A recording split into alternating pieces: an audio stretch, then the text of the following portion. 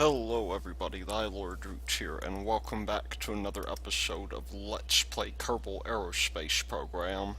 So I thought I would go ahead and do a sort of plane that I haven't really done before, and that actually is a little bit difficult to design, and that would be an airliner. So you can see I have a template here. I'm not going to show you that because it doesn't work all that well, but we do happen to have down here our Porpoise series of planes, and it's got a few PPD-10 hitchhiker containers on it that we can use, and so why don't we just mess around with that. Now this is my first iteration, and I do have to say the reason that this is difficult is because it's actually rather hard to make it look nice. You see, the deal is that your big plane parts are not really set up to handle that. But we have an expanded wing, we've got this weird profile here, and I am just going to take off immediately. Although I suppose I should set my pitch once I get up to altitude, or my trim rather. But this thing does get rather good delta V, even though it claims otherwise. And we do have to be careful here, because if we're not, then we're going to run into this issue to where, let me just pull that up real quick.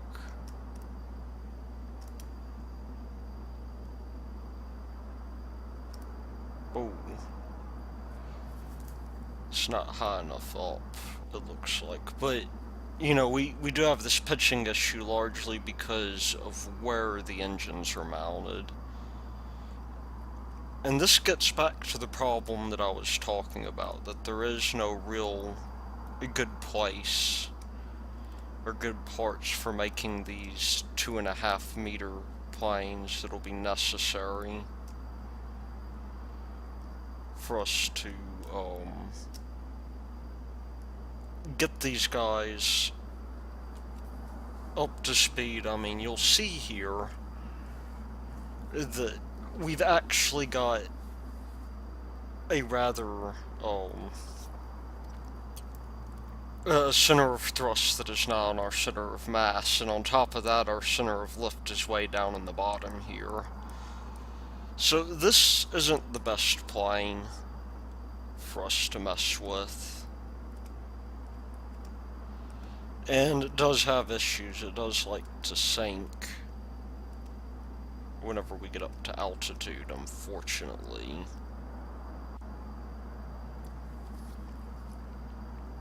And because of that, it's also having trouble pitching up.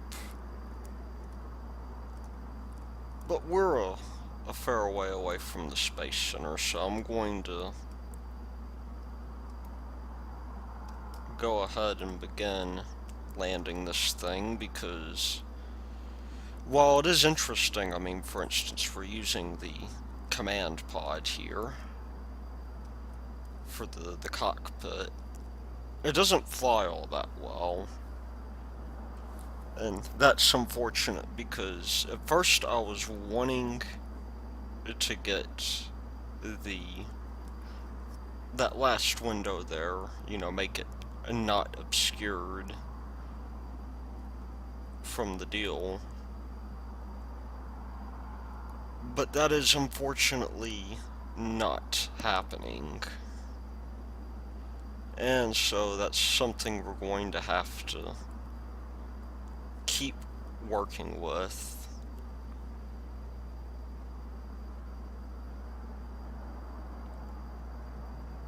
And it does turn real slowly too, just like you might expect an airliner to.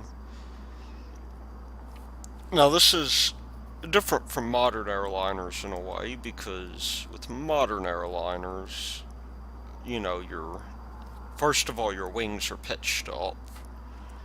You don't generally have this abstract sort of I'm not exactly sure if you call it a delta wing. It's not entirely one.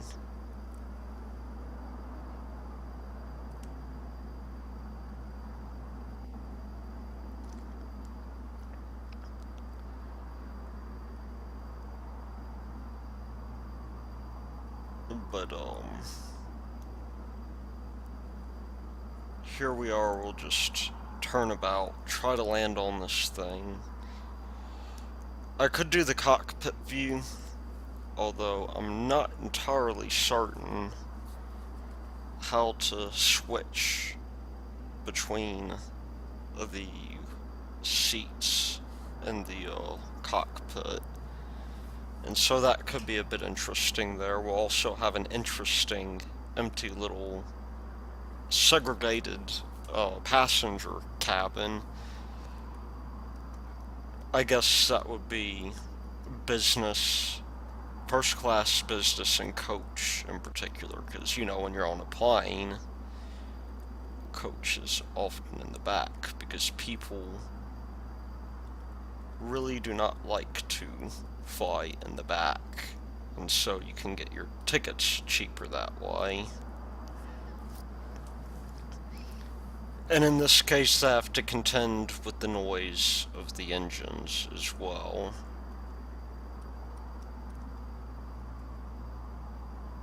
But we're just going to go ahead and get this thing landed. I think we're on our final approach. And really what I'm doing is a bit of an issue here because it does make, at least for the crew here, it does probably make them a little bit nauseous.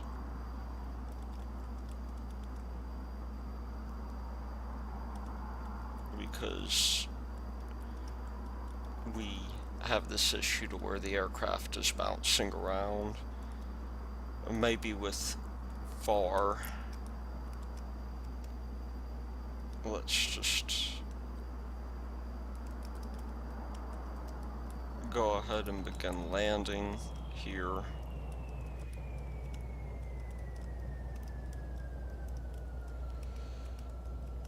I've actually been doing pretty good with most of these. I've been hitting the very edge of the runway, which is, whoa.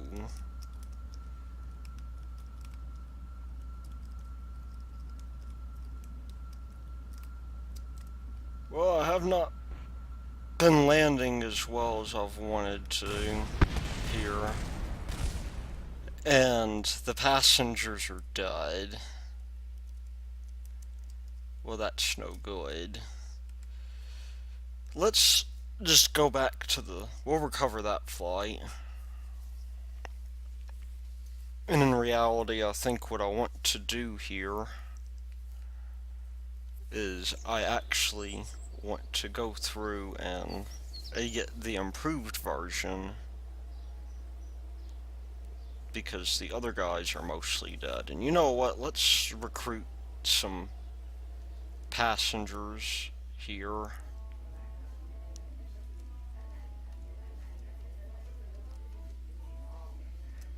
This flight may not be completely booked, but who cares, you know.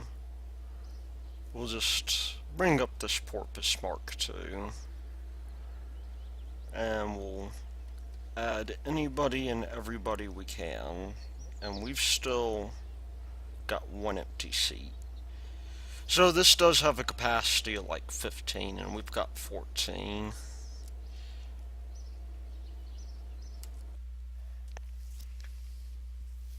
And this one I'd prefer to think is a little bit easier to fly.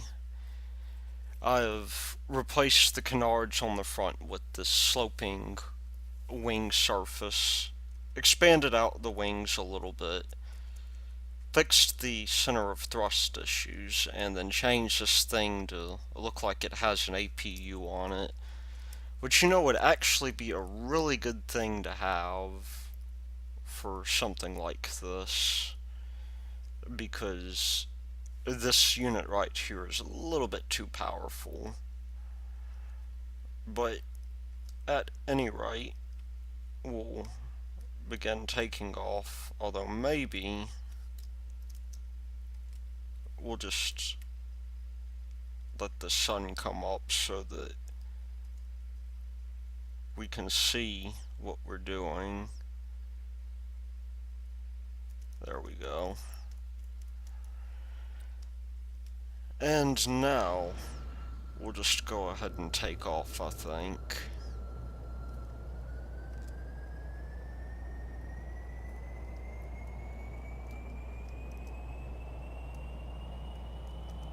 There we go. I don't know what was up with that.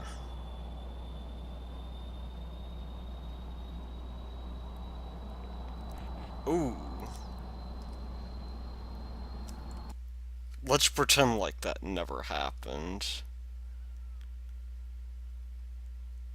We do have to worry quite a good deal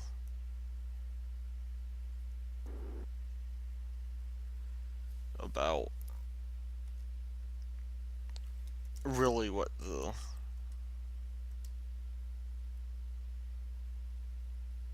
ends up happening with the time. So we've got a 4:30 flight here, and this time we will go up to full throttle. I don't even think we'll have to expend much effort into pitching up here.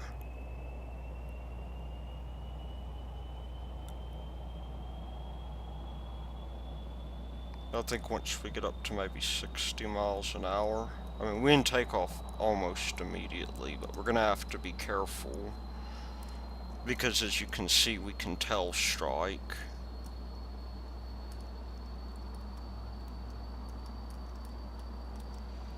And so, really a slow, gradual deal here, because we are pitching up a little bit, will get us. And where are we going to visit with this thing? Well, I think we'll go pretty much where every respecting Kerbal will go, which is the second space center, because they've got communist friends they want to visit, and so I think we should just go ahead and let them.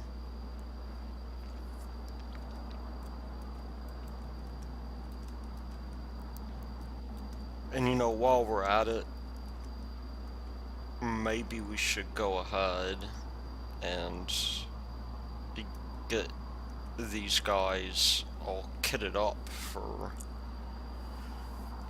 going up into the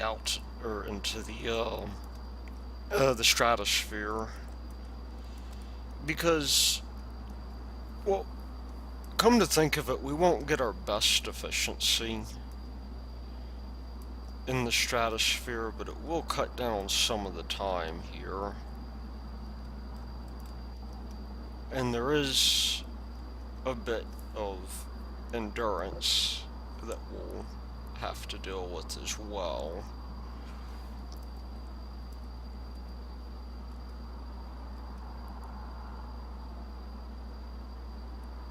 I mean, in reality, we won't do much better in the troposphere. And this is actually a really crazy deal here. If your pilot ever does this, that might be something to be concerned about, because that is a 45-degree grade. Your stewardesses cannot bring you your peanuts on that kind of grade.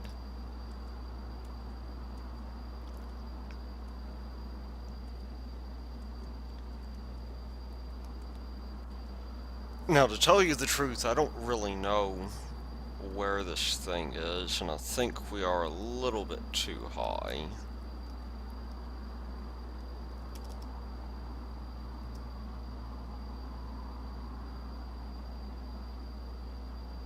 But we've got level flight going on, and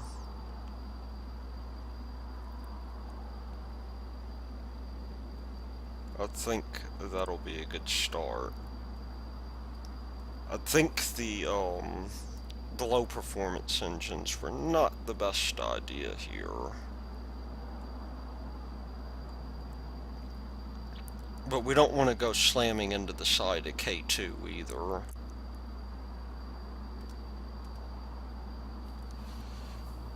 And I mean, going at about 600 miles an hour, or something like that, is... I mean, I guess it's a little bit closer to 550. I mean, it's not too bad.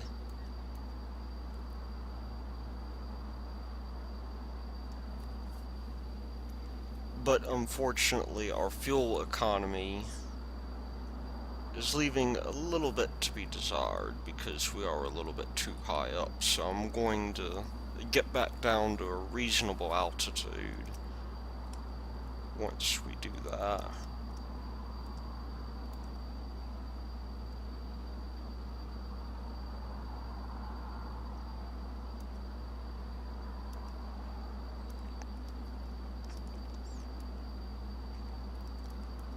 And unfortunately, we have stability issues, so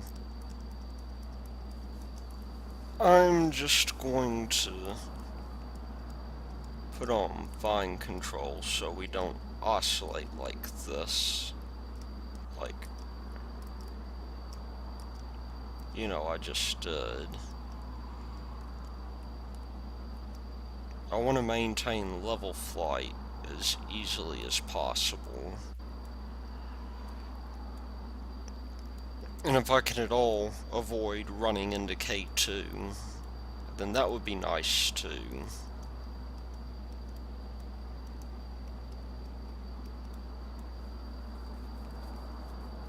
Because unfortunately this thing is not set up for that sort of thing.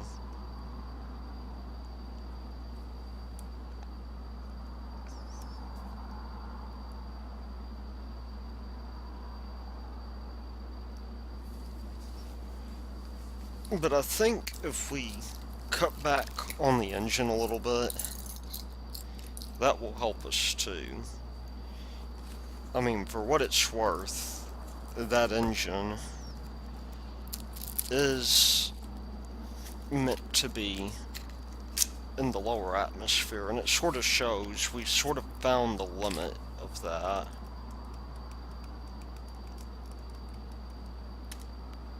We'll just turn it on autopilot here.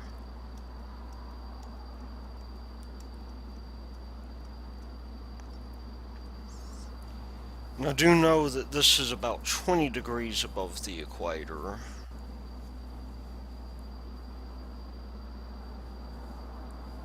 We've just about got level flight here. I mean, we really need to be moving up a little bit because there's an impact time there, and it's not all that good of an impact time. I think we'll hit the side of that mountain.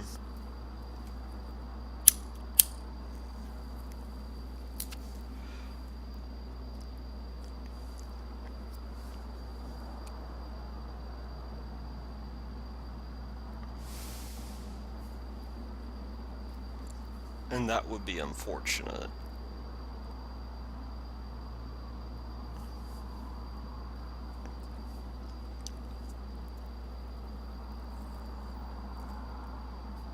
But as it stands,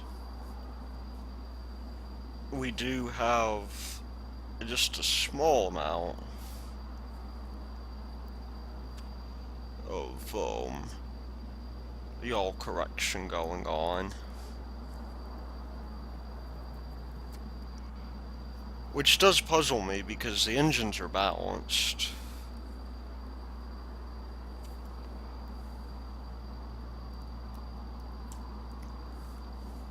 I mean, maybe it's because we're rotated a little bit. Yeah, I think it's because of the rotation.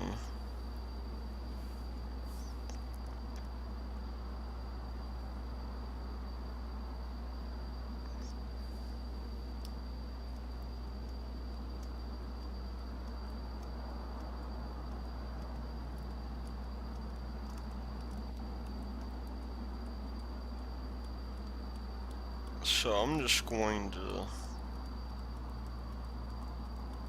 see if we can't get our engine efficiency down a little bit. And we will fly over these mountains at some 10 meters per second.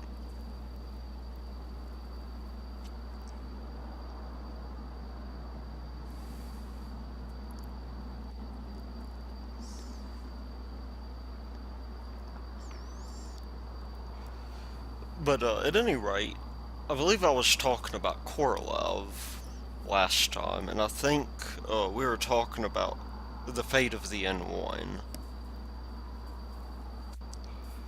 And so here's the deal with the N1. The N1, as you may know, has 30 engines on its first stage. That's actually quite a huge number of engines. I mean, it's certainly nothing to shirk at, and the idea was that, you might think at first, okay, well, why couldn't they develop the F1 motors like the US did? And if Korolev had his way, he would. But the issue happens to be that Korolev had an enemy within the state. You see, Korolev happened to, he happened to, well, he was one of the best rocket designers in Russia. He wasn't the only one. And the guy in charge of rockets in Russia, whose name I forget at the moment, had basically gone through and said, okay, we're using like hypergolic fuels for our rockets because in his mind it made perfect sense. He wanted to do ICBMs, and you want to be able to fire ICBMs on a moment's notice.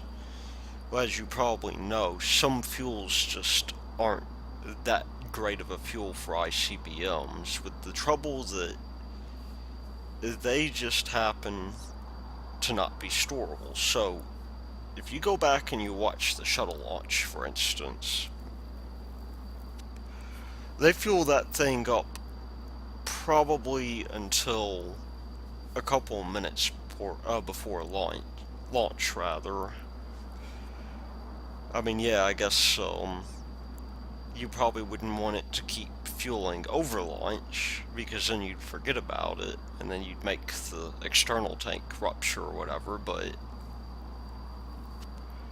you see, you have this problem that with fuels like that, you now have to contend with blow-off, and you have to put these fuels in very special cryogenic tanks. And without those cryogenic tanks to help you, then you've got this issue to where the hydrogen, I mean, the oxygen may be a problem, but the hydrogen is the real problem because liquid hydrogen is insanely cold. And so in order to keep your fuel tank from rupturing, what you do is you basically vent some of the hydrogen off while you're fueling it. And of course that's not so good for ICBMs.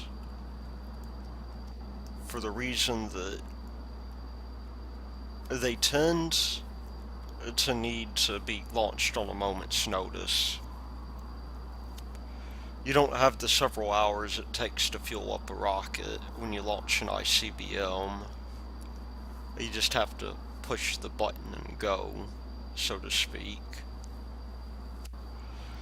So, anyway, this guy preferred that, and of course, Korolev didn't. He would have rather used something that was more efficient for spaceflight. Something that could take you to the moon and back. And because of that, he ran into issues. He butted heads with this guy, and it turns out that he couldn't get the engine developed that he needed. So he went to a jet designer to design the engines for the first and second stages of the N1. And he just couldn't make a very big engine. It was a very efficient engine, but it didn't have as much thrust as needed. So that's sort of what happened with that. The N1 itself was plagued with a number of failures, largely because of the fact that its cross-sectional area was so absurdly high that there was a lot of drag from it. And that is a bit of a problem when you're trying to launch a massive thing into space. But not only that, I mean, the rocket could take off without all 30 engines, but these rockets were prone to failure as well, or these engines, these motors were. So now you have this issue to where you have to have redundancy because you can't just shut off one of the rockets whenever it fails. You have to shut them off in pairs. Otherwise, you'll get differential thrust, and that's not going to be good. So there was a high degree of redundancy on this thing as well. Now, the N1, unfortunately, never really made it into space. In fact, it usually exploded either on the launch pad or shortly after takeoff, whenever it was launched. And so at one point the Russians decide, the N1 isn't delivering. The United States clearly has us on our moon race, so we're going to focus on something that they haven't really bothered focusing on, which is the space station. Or rather, their space station. And so they went ahead and started doing space station development. Whoa, we need to pitch down just a little bit. And that's pretty much the story behind that. But as it turns out, the same guy we're talking about, again, whose name escapes me, had such a thing against Korolev that he sent him to the gulags every now and then. So that was probably not very cool. Now we have 14 minutes on this burn, and I'm thinking it might be enough to get us to the other continent. I don't know if we're going to be able to make it to the space station in time. Or not the space station, but the extra space center. And so that's kind of the problem that we have here, is that this thing is constrained by fuel.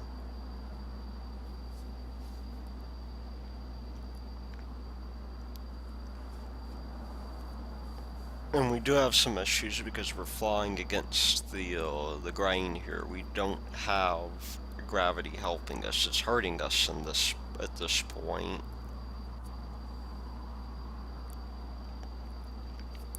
However,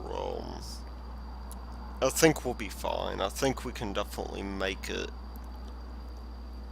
to the coast, and if we don't, then what I'll do is really I need to bring this guy down. Maybe we'll get a little bit more efficiency.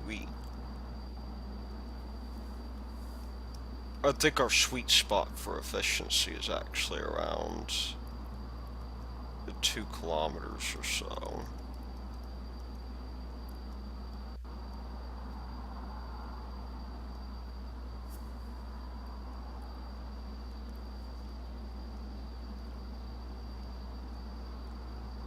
So I'm just going to pitch down a little bit. I guess now the stewardesses can serve their peanuts or whatever they want to do.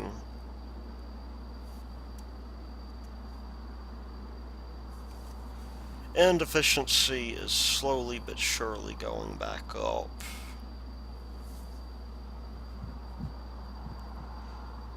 We do want to be careful though, because if we're not careful, then we will go into a dive here. And this thing is probably able to get out of it, but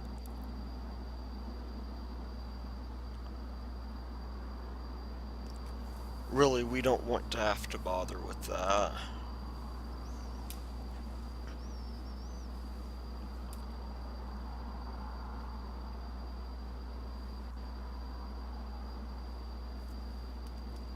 So what I'm going to do is I'm going to get us down to maybe 2,000 or 3,000 feet, so we get a little bit more endurance out of this thing.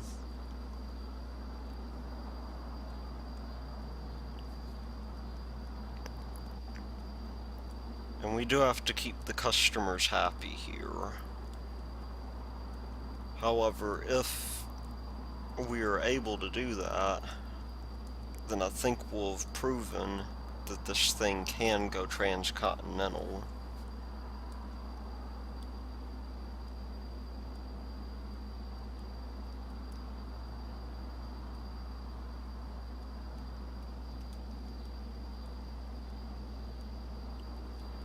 And it will unfortunately go a little bit slower than I intend for it to, but I think we'll get across this gap here.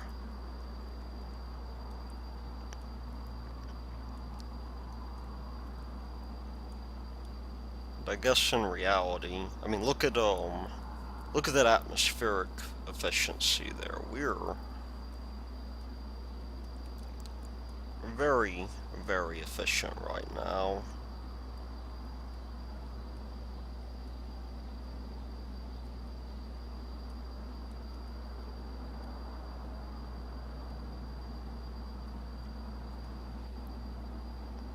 And the question is, how high can we get the specific impulse up?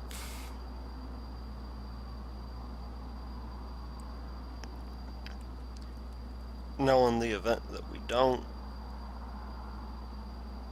then that could be an issue, but we're almost there, I believe.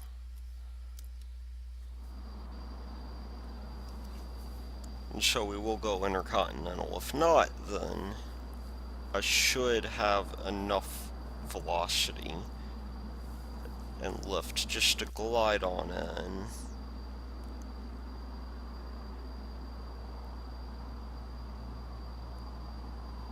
And we are at about 2,000 meters per second, or 2,000 seconds on our delta V. If we can just raise that, that would be fantastic. Still going at a reasonable deal here.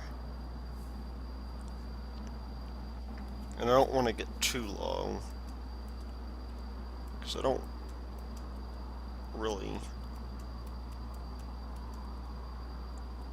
feel like skimming the surface.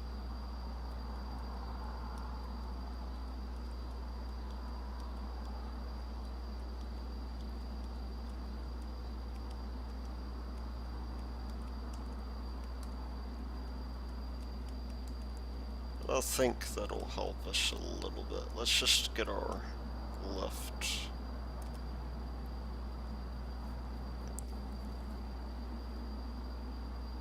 on course here.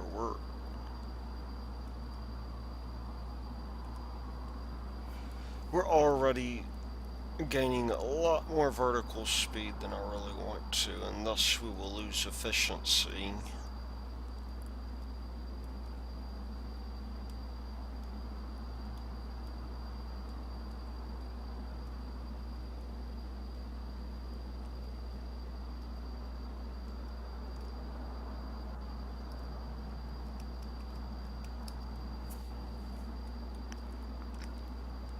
Now I could put a dihedral effect on these wings, and that'll help with the random inducement of roll.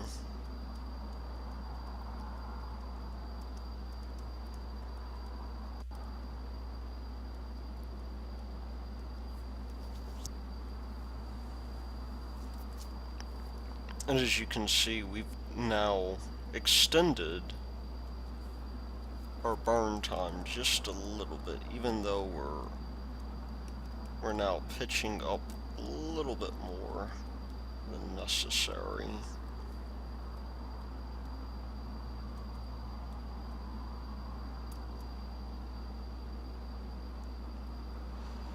And SAS is having a hard time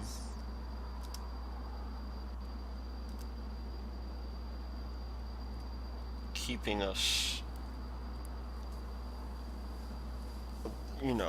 leveled out, unfortunately.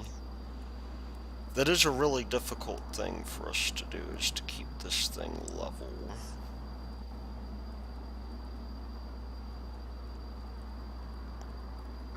And I believe part of it, there we go, part of it does have to do with the fact that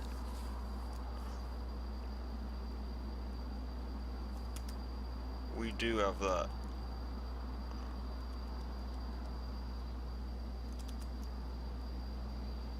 very minor amount of lift coming from the nose.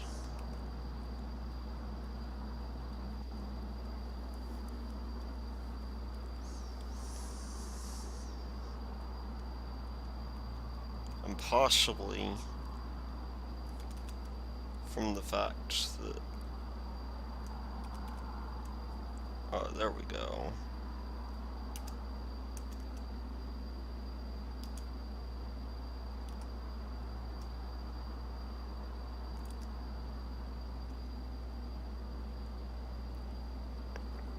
This is more or less stable in my book. It's a very low cruising altitude, but as you can see, we've already hit land, or we will pretty soon. We just have to hope that we don't run out of fuel. Otherwise, we will have to have a water evacuation.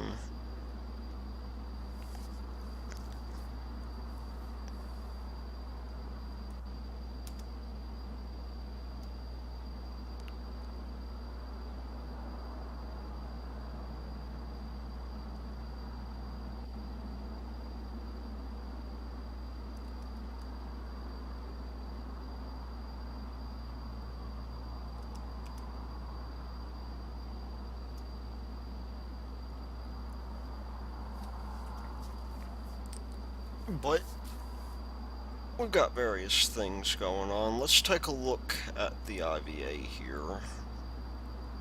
We definitely cannot see out of the cockpit, which is a bit unfortunate. But you can see we have one of our dudes here, and then below us is probably Bill. Let's see how these people are adjusting to this while we are at it. Well, I don't know who that is, but he's freaked out by my flying.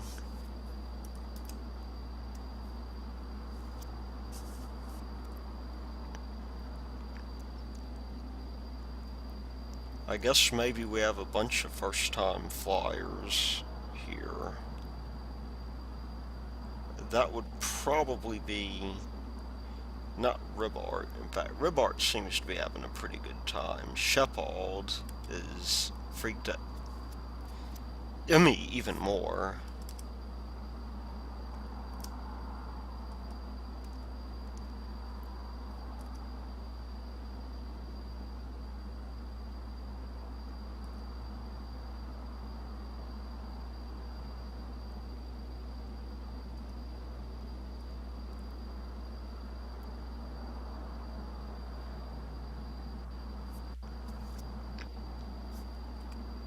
I guess there's just a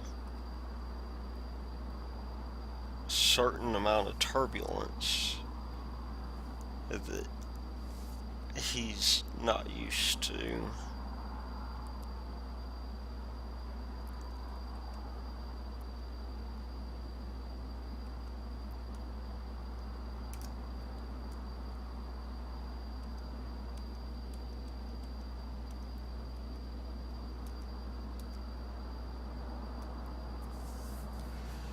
But there goes land at least.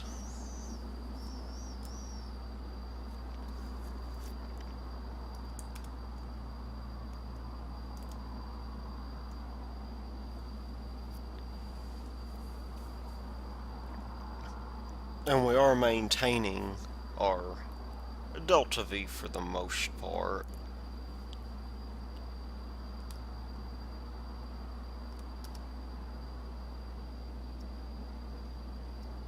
I mean, it could be worse. And I'm not sure that really any of them are... Oh, Bob Vay is happy.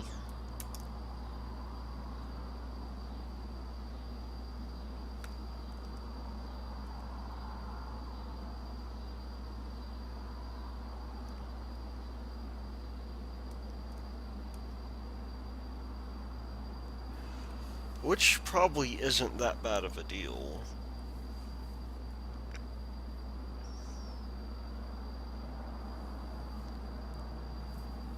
Although, we are now losing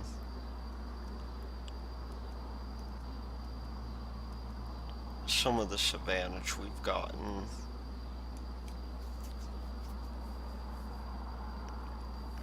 Now, maybe if we just cut back on the engines a bit, we'll save a little bit of fuel. I mean, we are going plenty fast.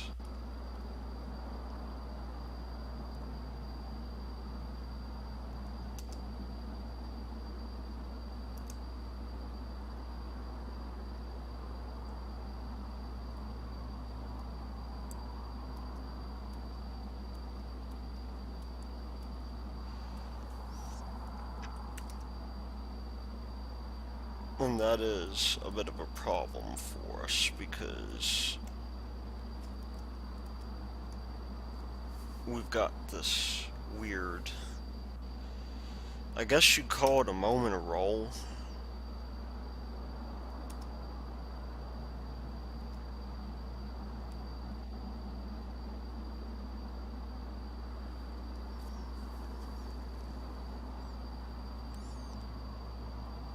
See, I don't want to reset my trim controls, though.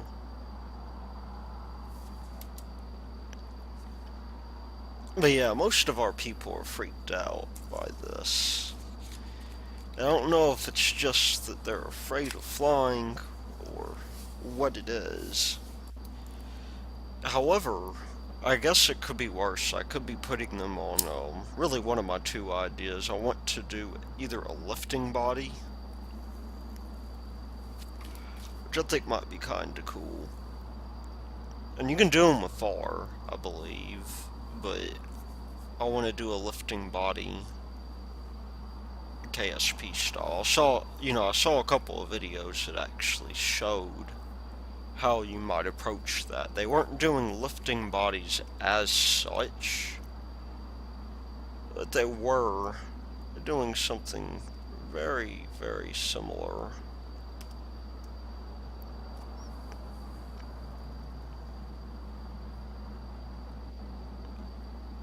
Now the question is, can we get over there in the next 7 minutes?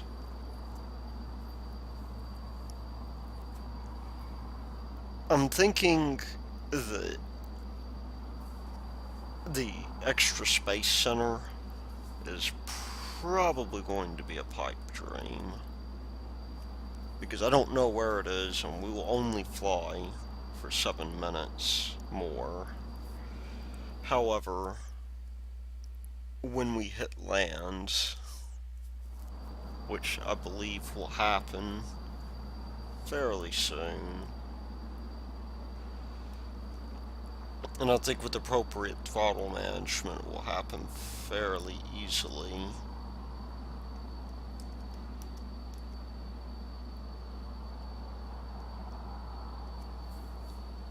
Then, I think that we'll do okay. We've got ourselves still gaining a fair amount of altitude here.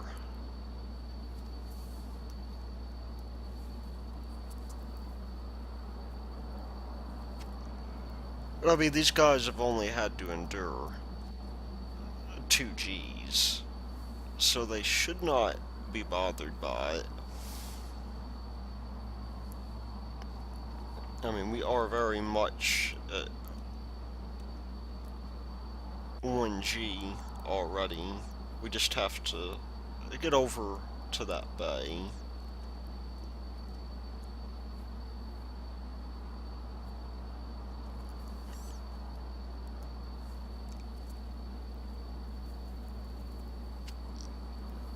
Otherwise, we will have to attempt the water landing,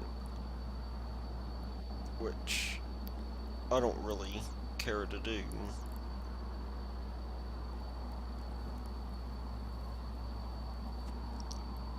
A water landing is not going to be the best option for us.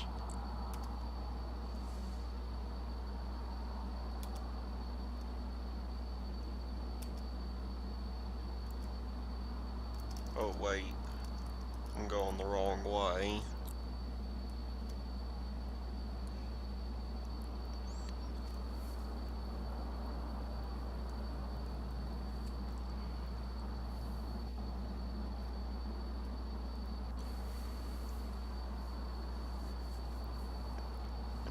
We can in fact do a water landing in the worst case scenario,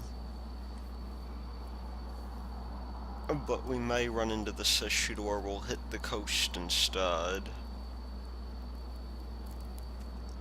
The one thing about KSP is that there aren't any spoilers in KSP.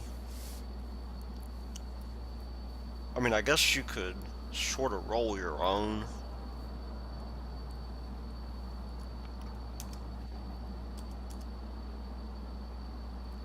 But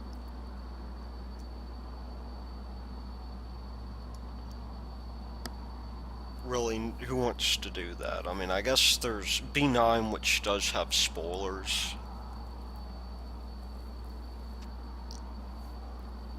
But in this case, we don't have any stock spoilers, and maybe that'll come with the next deal, the next iteration of KSP, which should be coming out fairly soon.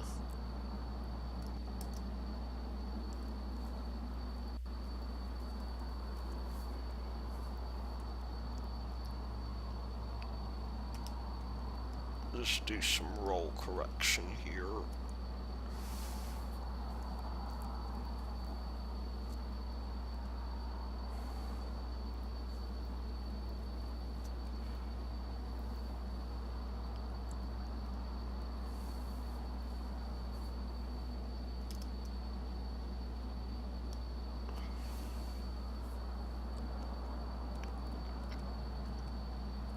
And I think maybe part of the roll issues are from wing warpage.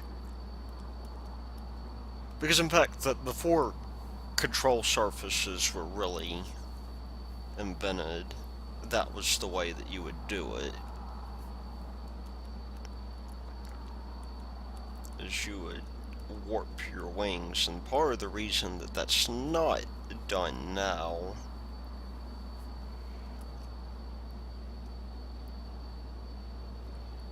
is for the very simple reason that it's stressing the wings. Now, I believe the X-53, though, does fly that way. It doesn't really have proper control surfaces from what I understand.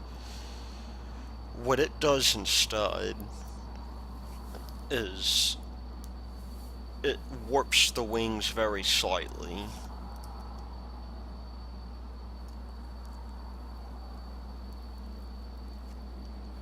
By doing that, it's able to achieve control over the plane. What's also kind of interesting about it, though, is that it doesn't have any yaw control, and it doesn't have any vertical stabilizers either.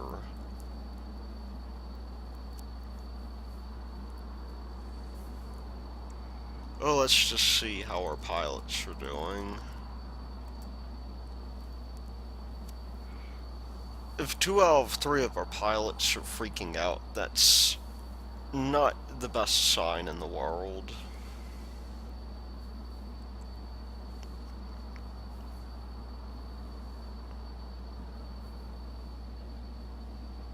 But we still have, like, really 4 minutes of burn going on here. And I am just going to leave it at this altitude that we've been at, because we're getting pretty good delta V out of it. We're getting a whole lot better delta V than we were, at least. In reality, I probably should have put the high altitude engines on here so that we could get into the stratosphere. And by doing that, what we would do is we would end up getting these guys more or less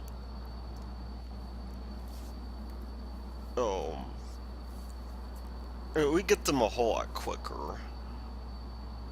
Now, I'm not going to take the time to refly this over here, because if I did, then it would probably make for an insanely boring video. Now, I mean, it is rather sedate as it is.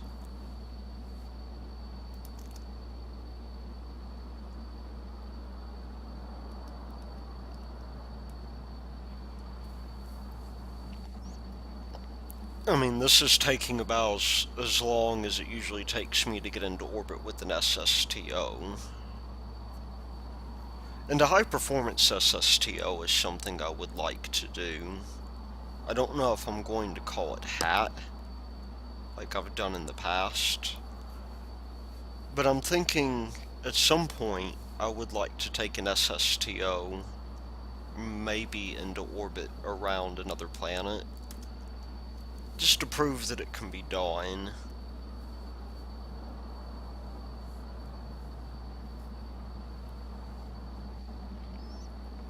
Fortunately for us, however, we do not have to really do much in the way of, landing in the water, so we'll keep focused on that right now.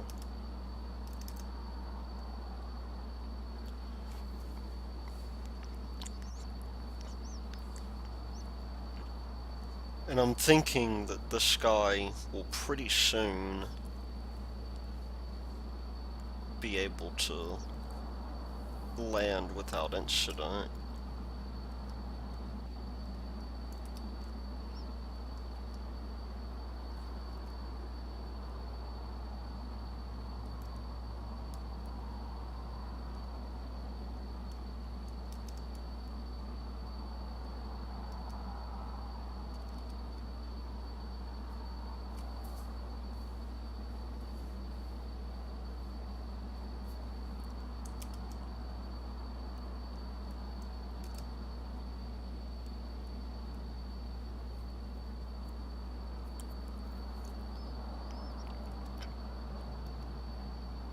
And so, while that extra space center may be out of the question, I think we'll be able to land this thing just fine.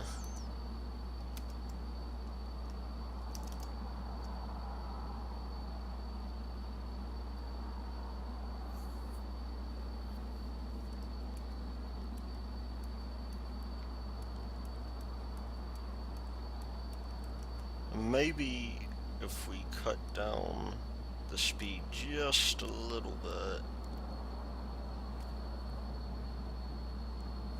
we'll maintain ourselves a fairly decent velocity.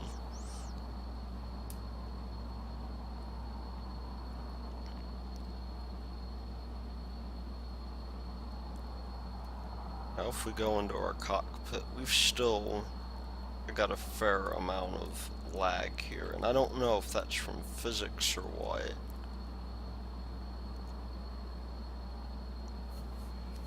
But we got 2 minutes of burn time here, and we are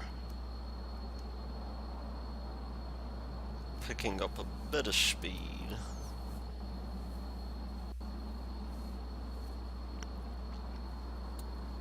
So, at this point we're going to have to glide. There's really no way around it. I mean, fortunately this thing, it does have reasonable lift. And as for the extra KSC,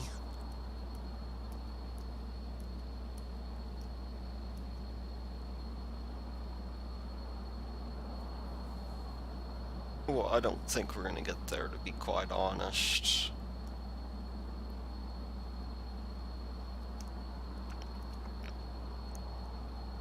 The engines are simply... they don't have the endurance we need. They would have the endurance we need if we were able to go up higher in the atmosphere, but they don't.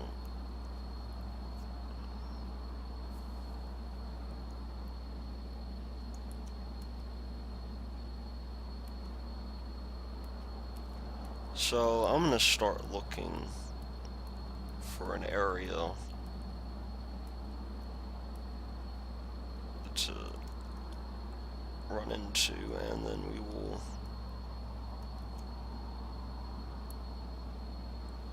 simply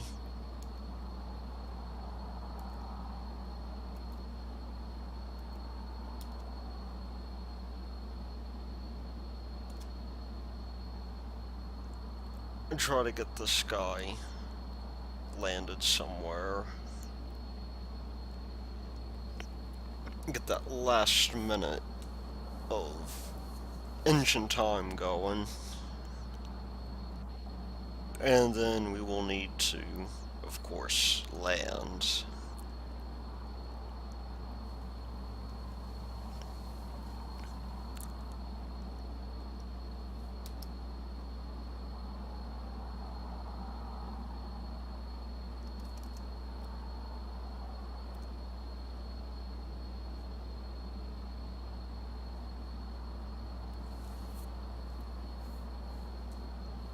And so I'm thinking we've learned a fairly good deal from this. Particularly that we want to be careful when we do our wings here. Probably wouldn't have been a bad idea to angle them up so that their angle of attack is a little bit more efficient, and we are now almost out of fuel. Let's just see how much we have there.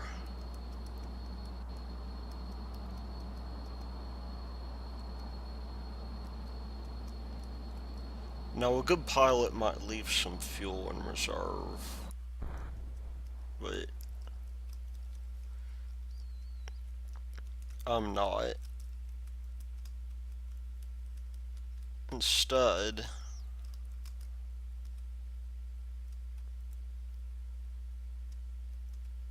I'm going going to make an emergency landing without the benefit of fuel.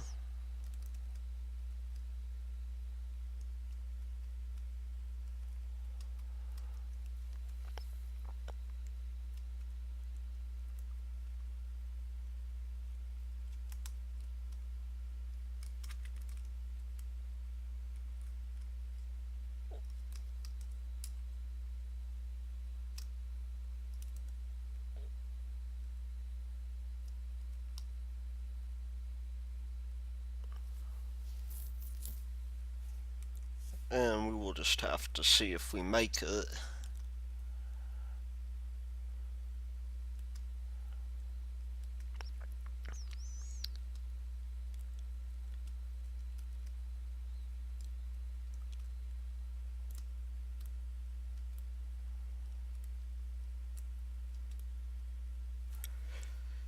How's our other dude doing? Ribart is still good.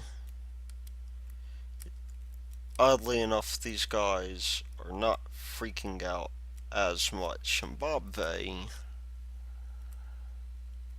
well, we probably should not ask about Bob Vay.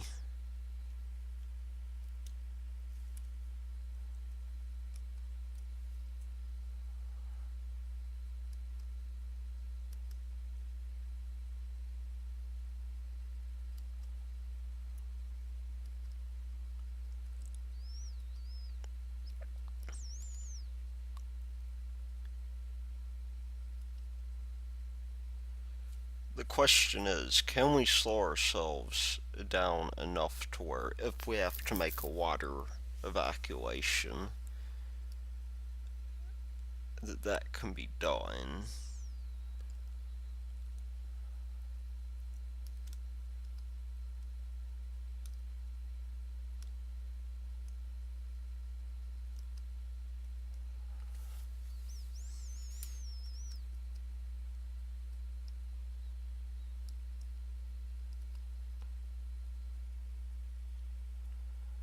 And that may in fact be our only option.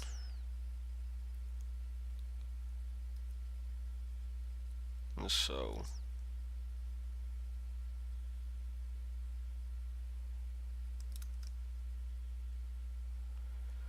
we will try this.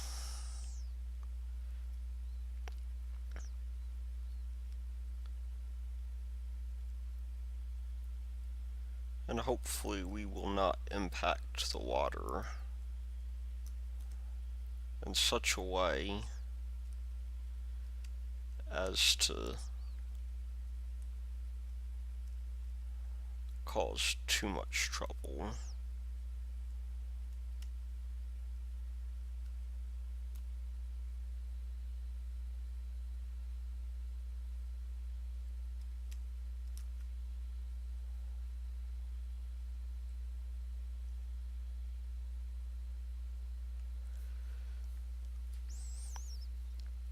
Because we are at least bleeding off the speed, and we'll want to hit down, I reckon, as slowly as possible. We're not equipped to land on water, unfortunately, but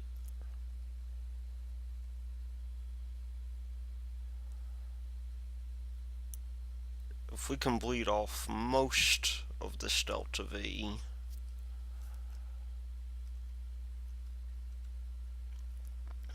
then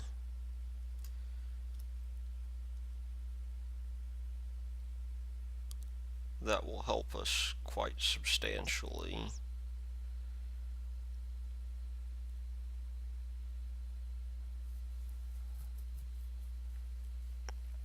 And I'm not quite sure if I'm doing this right either.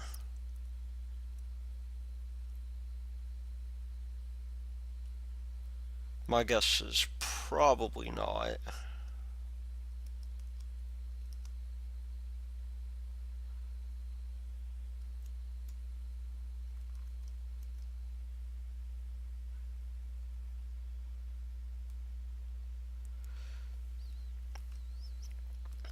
And we may end up simply crashing into the ocean.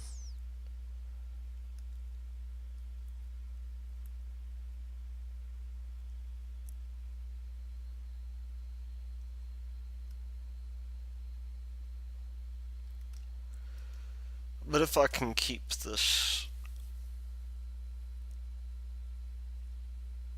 really this vertical speed down,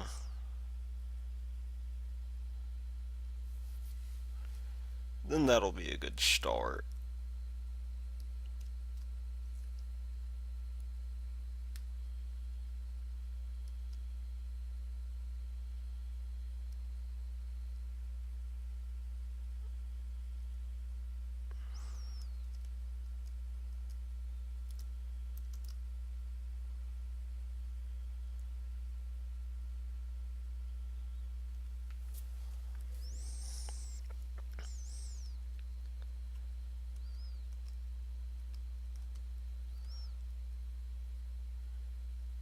And we will be dealing with that shortly.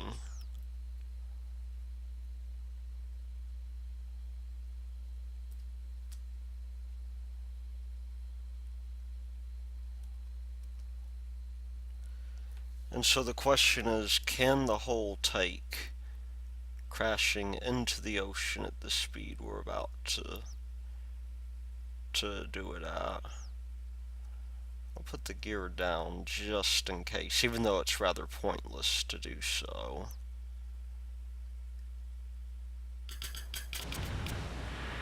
Nope. I mean, the pilots, oddly enough, I believe are okay.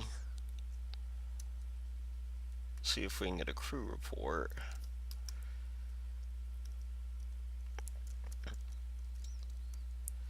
But everybody else, it would seem, is dead. And so I think we've learned ourselves a valuable lesson. Possibly. Which is more or less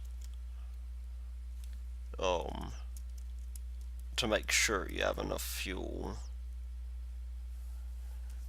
Also, don't attempt a water landing in KSP. Or if you're going to, be a wing piece, because those guys really do survive quite nicely.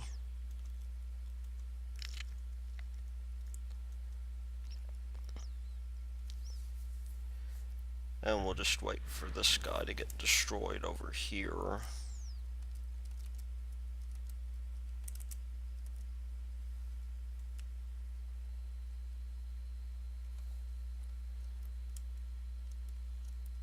I have a feeling that before too long, this guy is just simply going to crash into the ocean at 30 meters per second and probably disintegrate.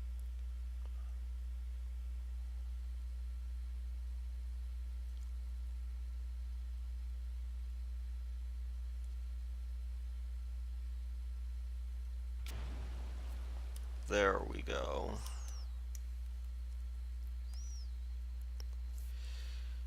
So we hit at 7.6 Gs, but traveled 153 kilometers, which is okay. I mean, it's not the best, but although if we switch to this vessel,